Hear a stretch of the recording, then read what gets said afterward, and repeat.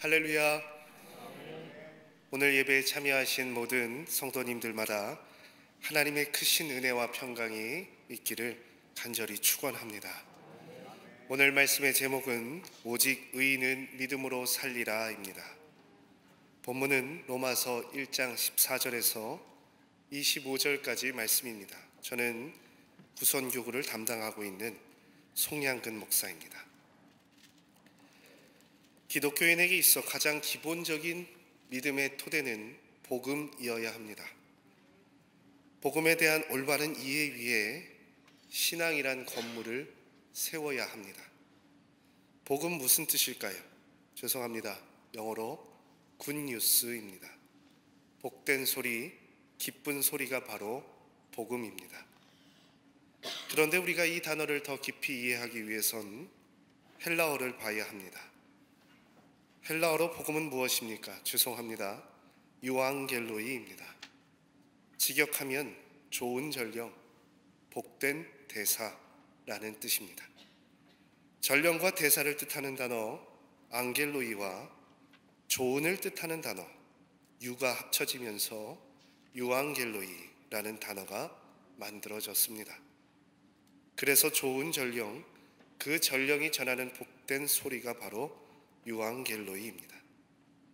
그렇기에 이 단어는 상당히 정치적인 단어라고 할 수 있습니다. 1세기 로마 황제는 전령, 당신의 대사를 보내어 로마의 승리와 평화를 선포하게 했습니다. 로마라는 제국의 위대함을 만방에 알리려 한 것이죠. 그런데 바울은 이 정치 용어를 들어서 예수 그리스도의 사건과 연결시킵니다. 그리고 새롭게 해석합니다. 너희들은 황제의 승리와 통치를 선포하지만 로마 제국의 위대함을 알리지만 우리들은 예수 그리스도를 통한 통치, 하나님 나라의 승리와 평화를 전달한다. 이게 바울이 말하는 복음입니다. 그래서 고린도전서 15장에 보면 이 복음을 4문장으로 요약합니다. 고린도전서 15장 3절에서 8절입니다. 내가 받은 것을 먼저 너희에게 전하였노니 이는 성경대로 그리스도께서 우리 죄를 위하여 죽으시고 장사 지낸 바 되셨다가 성경대로 사흘 만에 다시 살아나사 게바에게 보이시고 후에 12제자에게와 그 후에 500여 형제에게 일시에 보이셨나니 그 중에 지금까지 대다수는 살아있고 어떤 사람은 잠들었으며 그 후에 야고보에게 보이셨으며 그 후에 모든 사도에게와 맨 나중에 만삭되지 못하여 난 자 같은 내게도 보이셨느니라. 아멘. 여러분, 이게 바울이 전하는 복음입니다. 요약하면 첫째, 그리스도가 우리를 위해 죽으셨다는 거예요. 둘째, 장사되셨다는 거죠. 셋째, 성경대로 사흘 만에 다시 살아나셨습니다. 넷째, 제자들에게 다시 나타나셨습니다. 그리고 만삭되지 못하여 난 자 같은 내게도 보이셨다는 겁니다. 이것이 바울이 말하는 복음의 전부입니다. 예수님께서 이 땅에 오신 것, 그리고 십자가를 지신 것, 다시 살아나신 것, 제자들과 나에게 보이신 것, 이것이 바울에게 있어서 복된 소리라는 겁니다. 내 인생을 행복하게 해줄 소식이라는 것이죠. 그렇다면 우리는 질문해야 합니다. 우리에게 있어 복된 소리는 무엇입니까? 내가 살면서 나를 기쁘게 하는 소리가 무엇입니까? 11월이면 수능이 있죠. 수험생들에게 기쁜 소리는 무엇입니까? 합격이겠죠. 엄마 나 합격했어. 언제 들어도 기쁜 소리입니다. 직장인들에게는 무엇이 복된 소리일까요? 내가 인사고과에서 좋은 점수를 받아서 이번에 승진했어. 이게 좋은 소식일 겁니다. 결혼을 고대하는 부모님에게 자녀가 좋은 사람 만났어. 내게 그토록 기다리던 아기가 생겼어. 여러분, 복된 소식입니다. 여러분, 여러분에게 복된 소식은 무엇입니까? 무엇이 여러분을 행복하게 하십니까? 나를 기쁘게 하는 것들, 나를 행복하게 흥분시키는 것들. 그런데 바울에게 있어 기쁜 소식은 예수 그리스도 한 분이십니다. 그는 다른 복음 말하지 않았습니다. 예수님 한 분만이 내 삶의 기쁨이 되십니다. 내 인생의 행복이 되십니다. 그렇게 바울은 자랑하고 다녔습니다. 예를 들어서 여러분, 만약 여러분이 어떤 병이든 고칠 수 있는 백신을 발견했다고 생각해 보세요. 그 존재만으로도 행복하지 않을까요? 어떻게든 알리려고, 한 생명이라도 살리려고 노력하지 않겠습니까? 써도 아무리 소비를 해도 끊기지 않는 마스터카드가 있다고 생각해 보세요. 그것이 내 지갑에만 있어도 세상을 다 가진 것 같겠죠. 그렇습니다. 우리가 예수라는 가치를 아주 조금만 깨달을 수 있어도, 그 비밀을 조금만 알 수 있어도, 내가 예수 안에 있는 거, 그리고 예수님이 내 안에 있는 거, 이게 인생의 참 행복이라는 것을 알 수 있습니다. 그래서 로마서는요, 이 복음이 정말 나에게 필요한 것인가, 그 필요성에서 시작합니다. 내가 병들었다고 생각하는 사람, 의원이 필요합니다.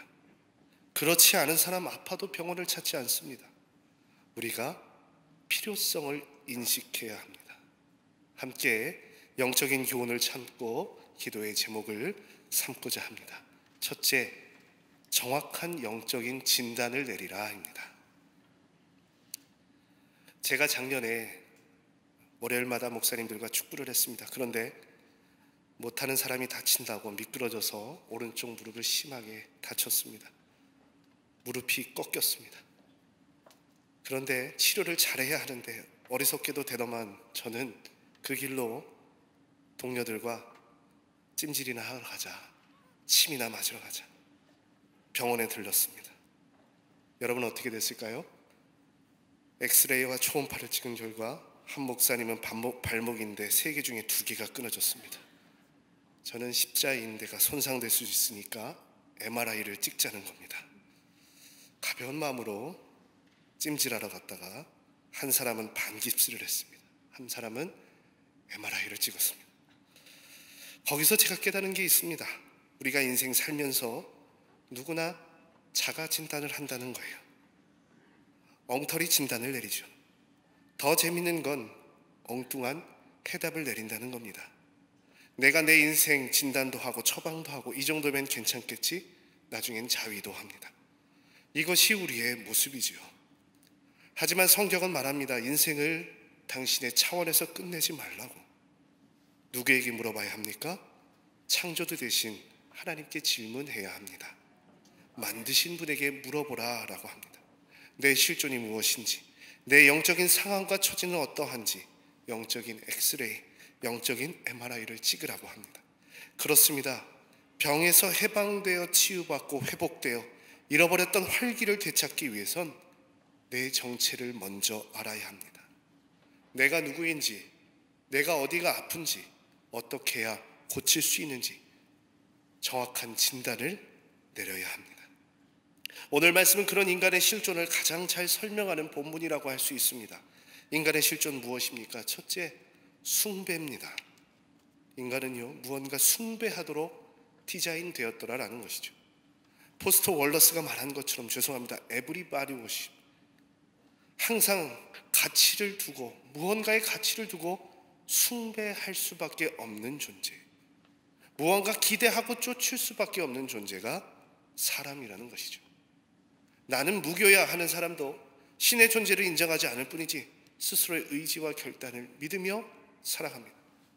그렇다면 그 생각은 어디서 왔을까요? 이 사회의 문화나 통념이나 교육에서 왔겠죠. 여러분, 20세기 인류가 숭배했던 것이 무엇입니까? 2가지입니다. 첫 번째 이성이고, 둘째가 과학기술입니다. 20세기를 시작하며 인류는 이성에 의한 무한한 진보를 꿈꿨습니다. 그런데 그 기대는 산산조각이 납니다. 1차 세계대전으로 물거품이 됩니다. 1차 세계대전의 특징이 무엇입니까? 참호전이죠. 지구 한 바퀴를 돌 수 있는 약 4만 킬로의 참호를 파고 싸우기 시작합니다. 우리가 입는 그 유명한 버버리의 트렌치 코트 있죠. 참호 안에서 얼어 죽지 말라고 만든 것입니다. 우리에게는 패션인데 그들에게는 생존이었던 것입니다. 유명한 베르당 전투가 있습니다. 프랑스와 독일군이 야산 한 개 점령하라고 싸운 전투입니다. 무려 10개월간 싸웁니다. 사상자만 100만 명이 납니다. 영화로도 만들어진 전투가 있습니다. 파스샹달 전투라고 30만 명이 시체로 산을 이룬 전투입니다. 여러분, 인간은 절대 합리적이지 않습니다. 합리성을 추구하며 갈망하려는 존재이지 절대 합리적인 존재가 될 수 없습니다. 우리가 합리적이고 민주적이니까 역사가 올바른 길로 나아갈 거라 확신합니다. 하지만 지난 일을 조금만 알아도 이 합리적이고 민주적이라는 말이 얼마나 무서운 말인지 알게 됩니다. 그래서 로마서는 말합니다. 23절입니다. 썩어지지 아니하는 하나님의 영광을 썩어질 사람과 새의 짐승과 기어다니는 동물 모양의 우상으로 바꾸었느니라. 25절입니다. 이는 그들이 하나님의 진리를 거짓 것으로 바꾸어 피조물을 조물주보다 더 경배하고 섬김이라. 여러분, 생각해 보십시오. 어떻게 창조주를 두고 피조물을 더 숭배할 수 있습니까? 창조주라는 하나님이라는 지고한 선을 앞에 두고 타락할 것을, 없어질 것을, 썩어질 것을 선택할 수 있습니까? 이것이 우리 인간의 연약함이다라는 것이죠. 우리가 하나님 아닌 다른 것을 섬길 때 세상은 그것을 행복이라 합니다. 하지만 하나님은 그것을 비극이라 하십니다. 그래서 오는 게 둘째, 상실입니다. 잘못된 것을 숭배할 때 필연적으로 찾아오는 게 있어요. 바로 상실입니다. 오늘 말씀 28절 보시면 또한 그들이 마음에 하나님 두기를 싫어하며 하나님께서 그들을 그 상실한 마음대로 내버려 두사 합당하지 못한 일을 하게 하셨으니 라고 합니다. 하나님 두기를 그 마음에 싫어했다라는 것이죠. 하나님을 예배하지 않았다는 거예요. 그래서 상실한 마음대로 내버려 두셨다라는 거예요. 여러분, 이것을 무엇이라 이야기할 수 있을까요? 하나님의 유기가 시작된 겁니다. 하나님이 버리신 거예요. 우리는 여기서 깨달아야 합니다. 내가 잘못해서 죄인이 아니라 마음에 하나님이 없으니까, 하나님과 교제할 수 없으니까 죄를 지을 수밖에 없는 존재가 되었더라라는 겁니다. 여기서 상실이라는 단어가 참 재미있습니다. 죄송합니다.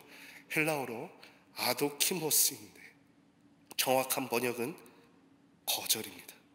가치가 없어서, 쓸모가 없어서 거절하시는 거예요.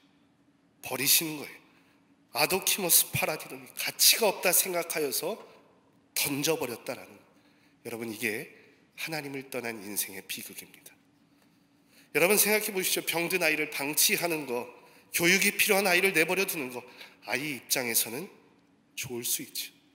그런데 그게 아이를 망치는 길이죠. 제가 만약에 제 아이가 아픈데 아무런 조치를 취하지 않는다, 고소당합니다. 반면에 아이는 좋겠죠. 주사 안 맞아서 좋고, 약 안 먹어서 좋고, 학교 안 가서 좋고. 그런데 그게 정말 좋은 걸까요?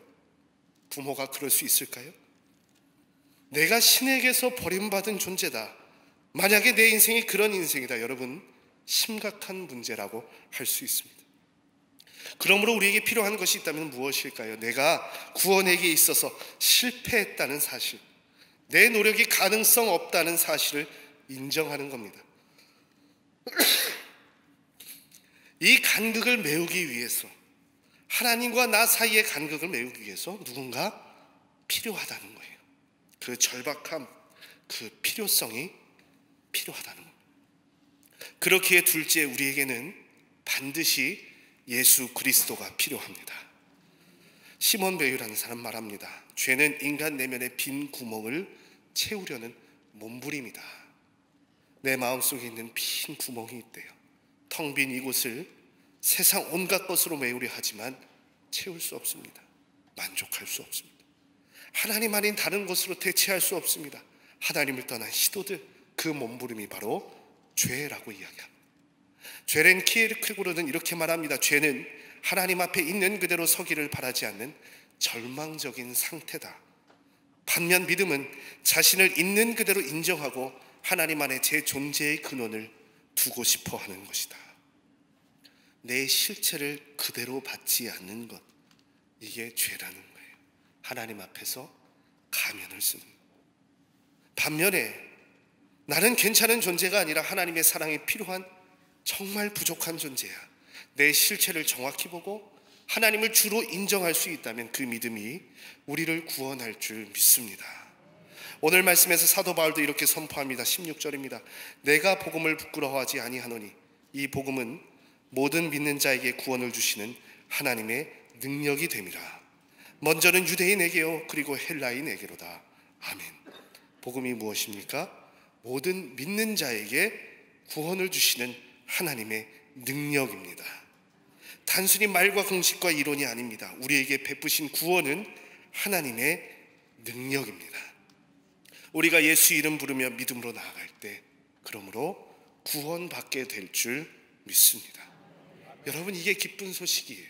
복음입니다. 내 인생을 저 허무에서 구원할 수 있는 유일한 능력 어디에 있습니까? 복음에 있습니다. 예수 그리스도의 사건, 저 십자가와 부활에 있습니다. 이를 깨닫고 믿음으로 나아가시는 저와 여러분 되기를 간절히 축원합니다. 끝으로 그러므로 공로가 아닌 믿음으로 살라입니다. 17절에서 사도 바울은 분명히 말합니다. 복음에는 하나님의 의가 나타나서 믿음으로 믿음에 이르게 하나니 기록된 바 오직 의인은 믿음으로 말미암아 살리라 함과 같으니라. 믿음으로 말미암아 살리라 함과 같으니라. 여러분, 믿음으로 사시기 바랍니다. 그렇다면 믿음으로 산다는 것은 어떤 것일까요? 믿음은 내 신념이 아닙니다. 단순한 내 욕망의 실현이 아닙니다. 물 떠놓고 비나이다 열심히 비는 것이 믿음이 아닙니다. 주문을 외우는 것이 믿음이 아닙니다. 믿음은 철저히 은혜 안에서 적용되는 단어입니다. 여러분, 내가 크리스찬이 된 것, 성도가 된 것, 예수님을 믿은 것 내 노력입니까? 내 공로입니까? 내 선택입니까? 아닙니다. 하나님의 택정하심, 하나님의 예비하심이 아니었다면 우리는 예수 그리스도를 주로 고백할 수 없습니다. 에베소서 1장 3절 말씀처럼 창세전에 우리를 택하신 은총이 없으면, 우리를 예정하시고 자녀 삼아주신 은혜가 없으면 우리는 믿음 가질 수 없습니다. 마치 아브라함이 아무 공로 없지만 부르셔서 택하셔서 믿음의 조상 삼으시고 강복하셔서 열방 위에 높이 세우신 것처럼 우리의 바람과 계획과 열망보다 은혜가 앞섭니다. 그래서 바른 믿음은 참여, 일치, 연합이라는 단어와 더 가깝습니다. 신학자 폴 틸리는 그의 책 믿음의 역동성에서 이 믿음을 이렇게 이야기했습니다. 성령의 놀라운 역사에 동참하는 것이다. 성령에 사로잡혀서 하나님과 온전한 연합, 일치를 이루는 것이다. 여러분, 이것이 믿음입니다. 내 인생, 내 모든 숭배와 바램을 내려놓고 하나님께서 이미 펼쳐놓으신 구원 역사에 뛰어드는 것, 내가 그 행하신 일에 작은 부분으로 쓰여질 수 있는 그 열망을 가지고 하나님을 향해 나아가는 것, 이것이 바로 믿음인 줄 믿습니다. 부디 은혜 안에서 믿음으로 살아가는 여러분 되시기를 간절히 축원합니다. 그렇다면 믿음으로 살아가는 사람의 가장 큰 특징은 무엇일까요? 순간의 것에 집착하지 않고 영원한 약속을 붙들며 살아가는 것입니다. 믿음의 사람은 그렇게 살아갑니다. 순간의 만족이 아니라 영원한 행복을 추구하며 살아갑니다. 눈앞의 욕망 실현이 아니라 영원한 약속을 붙들며 참 행복 되신 예수님을 따라갑니다. 여러분, 진주를 생산하는 진주족에는요, 이물질이 들어오잖아요. 이물질에 소화기관이 상처를 입으면 그 이물질을 녹여 없애기 위해서 강력한 소화액을 분비한다고 합니다. 이때 이 이물질이 소화되지 않으면 분비물들과 함께 둥글게 더해지고 감싸져서 그게 점점 자라서 영롱한 진주가 된다고 합니다. 그러니까 상처 입은 조개만이 진주를 만드는 것이죠. 그런데 바다에 있는 10만 개에 넘는 그 종류의 조개 중에 대략 1만 개의 종류가 진주조개라고 합니다. 또한 이 진주조개 중에 1300여 종만이 끝까지 진주를 품고 생산해낸다는 거예요. 오로지 아름다운 진주를 만드는 것, 보석을 만드는 건 그러니까 단 1%라고 할 수 있습니다.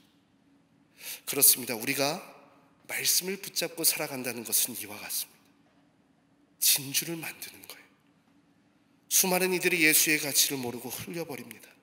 간직하지 못하고 내 안에 심지 못하고 내 안에 새기지 못하고 쉽게 믿음의 자리를 떠나갑니다. 하지만 우리가 주 은혜 안에 주신 약속 붙들고 인내할 수 있다면 우리 삶은 주 안에서 마침내 영롱하게 빛날 줄 믿습니다. 이를 기억하시고 예수님 그분을 품고 믿음으로 살아가시기를 간절히 축원합니다. 진주와 같은 믿음으로 마침내 하나님께 영광 올려드리시는 저와 여러분 되기를 주님의 이름으로 간절히 축원합니다. 기도하겠습니다. 주님, 내 실존에 있어서 더 정확한 진단을 내리기 원합니다. 말씀의 진단을 내리기 원합니다. 예수 그리스도 그 절대적인 진리를 갈구하며 오로지 주의 영광을 구하며 사는 인생 되게 하여 주시옵소서. 말씀 부여잡고 살게 하여 주시옵소서. 말씀 붙들고 믿음으로 저 영원한 나라 소망하며 살아가는 우리 되게 하여 주시옵소서. 영롱한 진주와 같은 보석 같은 믿음으로 하나님께 영광 올려드리는 귀한 믿음의 성도 되게 하여 주시옵소서. 살아계신 예수 그리스도의 이름으로 기도합니다. 아멘.